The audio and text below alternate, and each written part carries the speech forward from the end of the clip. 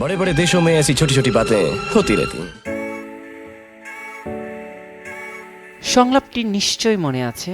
রাজ সিমরানের সেই প্রেম কাহিনী মানুষ আজও বিশ্বাস করে। বিশ্ব সিনেমায় অনন্য ইতিহাস সৃষ্টিকারী দিলওয়ালে দুলহানিয়া লে যায়েঙ্গে প্রথম ভারতীয় চলচ্চিত্র হিসেবে লন্ডনের বিখ্যাত লেস্টার স্কয়ারে ব্রোঞ্জের মূর্তি তৈরির মাধ্যমে সম্মানিত হতে চলেছে।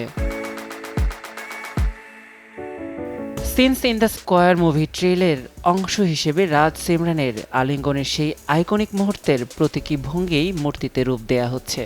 বলিউডের চিরসবুজ ভালোবাসার গল্পটি জায়গা করে নিচ্ছে সিনেমার আন্তর্জাতিক মানচিত্রে। দিলওয়ালে দুলহানিয়া লে যায়েঙ্গের শুটিং হয়েছিল লন্ডনের King's Cross station, Tower Bridge, Hyde পার্কের মতো একাধিক স্পটে।